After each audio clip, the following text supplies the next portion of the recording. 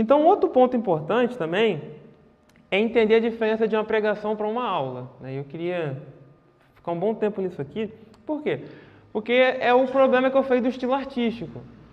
Tem pessoas que têm um estilo artístico que é um estilo mais, digamos assim, que não é o estilo avivalista, que é aquele estilo que vai realmente agitar, que é muito bom, tá? Não estou dizendo aqui que o estilo avivalista não é bom. Ele é genuíno, ele é muito bom, ele é muito importante para a igreja. Só que ele não é o único, como eu falei anteriormente. Tem um outro estilo ali que não vai ter esse agito todo.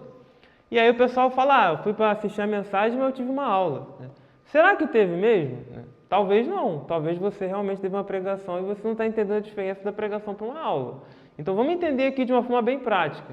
Quando você vai, por exemplo, para a escola bíblica dominical, você está tendo uma aula, você não está tendo uma pregação. Então o objetivo da aula é fazer com que você aprenda determinado assunto. Às vezes você vai ter aplicação na sua vida pessoal, às vezes não. Então, se eu estou estudando sobre a história de Israel, aí vem um monte de rei, e vem o Jeroboão, e vem não sei quem, e vem o rei não sei da onde, e a gente fica falando disso mais de 1 hora, né? E acabou, termina ali, paramos hoje aqui no reinado de Ezequias, na semana que vem a gente continua do Ezequias, tá bom? Aí tu fala, mas o que eu vou tirar para a minha vida disso aqui, cara?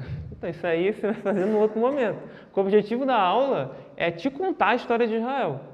Ela não está trazendo para você... É claro que o professor ele vai tentar ali na aula, para o pessoal não dormir, ele vai tentar tirar algumas lições práticas para a vida da turma, tá? Então, geralmente o que eu faço, eu sempre foco muito nos erros dos personagens, né? O pessoal fica bravo, aí ninguém dorme, né? Então, é uma forma também de o pessoal não dormir. Então, o que acontece? Você vai tentar usar uma forma ali de talvez aplicar uma coisa ou outra, mas o objetivo da aula não é esse. O objetivo da aula não é trazer ali uma aplicação prática sobre a história de Israel. Agora, quando eu falo de uma pregação, é diferente. A pessoa ela vem aqui na frente, ela vai pregar em cima da história de Abraão. Se ela ficar só na história de Abraão, e fica o Abraão lá, e o Abraão vai para cá, o Abraão vai para lá, e vai para lá, e vai para cá, e vai para lá, e acabou. Deus abençoe e até amanhã. Aí você fica, mas o que eu disse da minha vida? Quer saber de Mesopotâmia? Quer saber desse negócio? Então você fica meio perdido, né? Por quê? Porque o objetivo da pregação é trazer alguma coisa para a sua vida. Você tem que chegar ali, eu aprendi isso, né? Se você consegue, terminou a pregação e falar, eu aprendi que eu preciso ler a Bíblia mais vezes, né? Você aprendeu alguma coisa, já é. Alguma história bíblica foi usada como pano de fundo para trazer essa lição para você. Então a gente conseguiu chegar numa aplicação prática. É por isso que a estruturação do sermão é muito boa. O sermão bem estruturado, a pessoa consegue lembrar bem o que ela está fazendo. Ela consegue ali sentar e depois ela lembra, olha, a pregação domingo foi sobre isso aqui, né? Foi sobre fidelidade a Deus, né? O irmão usou lá um exemplo, numa história do Antigo Testamento, a história de José, e a partir dessa história ele mostrou ali pra gente como é importante a gente ser fiel a Deus mesmo em meio a situações difíceis. Então, ela vai trazer uma lição prática. Agora, o estilo pode ser diferente, como eu falei. Às vezes o estilo que a pessoa trouxe para te dar essa lição prática é um estilo não avivalista, né? Que é geralmente o que a gente está acostumado na Assembleia de Deus. Isso não significa que não foi uma pregação. Isso não significa que foi uma aula. Cuidado com isso, cuidado com isso. Então, a gente precisa ter esse bom senso quando a gente está analisando pregações, tá bom? E aquilo, gente, a pregação, como eu vou falar aqui daqui a pouco, né, os erros são graves quando você viola o texto bíblico, né? Às vezes a pessoa errou o nome de um personagem, errou alguma coisa, isso é super normal, tá? Não fica super nervoso, estressado, isso acontece, entendeu? A questão da oratória também, às vezes é complicado ali, você trazer as emoções do texto para o público. Às vezes a pessoa pode estar tranquila aqui e para trazer as emoções é mais difícil. Por exemplo, o reverendo Hernandes Dias Lopes, né, que é uma referência aí de pregação hoje, ele não tem a pregação avivalista. Mas ao longo se você pega uma pregação dele de vários anos atrás e pega uma hoje, e aí você me diz depois.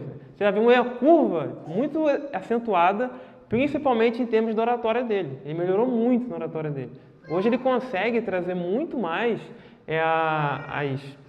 as emoções do texto para a gente do que há muito tempo atrás. Por quê? Porque as pessoas sempre vão evoluir, né? Sempre vão se aperfeiçoando, sabe?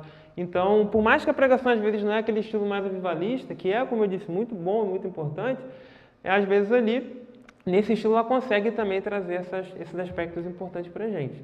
Então, sempre tem coisas a melhorar, tá? Não pensa aí que o interpretar o texto bíblico e trazer para a gente hoje, ele é metade do caminho, tá? Tem a oratória também que é tão importante quanto.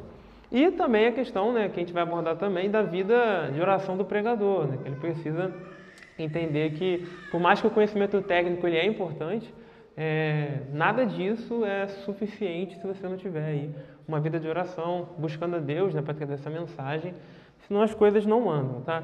Então essa é a diferença de pregação para aula. A pregação ela vai te trazer uma aplicação prática. Você vai sair dali e você vai aplicar alguma coisa para a sua vida, tá bom? O bom pregador, ele vai dialogar com algum problema da sociedade.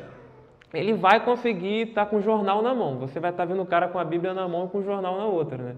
E você consegue fazer uma associação muito clara na pregação dele com o que está acontecendo. Então, o bom pregador ele vai fazer isso. Então, outros, como eu falei, né, às vezes vão ficar só no texto e aí a gente tem essa dificuldade. A gente tem uma outra dificuldade hoje também, que é a questão da pressa que as pessoas têm, né? Por conta... Tudo é muito corrido, né? A internet é muito rápida, a gente quer tudo para ontem. Então, assim, quando a pessoa vai trazer um sermão que vai explicar o texto antes de fazer as aplicações, se eu vou aplicar, por exemplo, um texto lá em Ezequiel, eu vou ter que explicar quem é o Ezequiel, vou ter que explicar quem está na Babilônia, eu vou ter que encontrar pontos de contato para vocês entenderem as referências, até chegar nas aplicações. Aí tem gente que perde a paciência, né? Até chegar na aplicação, o camarada já levantou e foi beber água, né? Porque ele não está aguentando mais falar do Ezequiel. Então, infelizmente, a gente tem esse problema hoje, tá? Você vai trazer um sermão que você vai explicar um pouco mais as coisas, o pessoal já fica meio revoltado. Então, a gente tem que encontrar um meio termo aí entre as coisas para conseguir pregar nos dias de hoje. Mas os desafios da pregação eu vou deixar para o irmão Luiz Carlos falar no domingo, tá?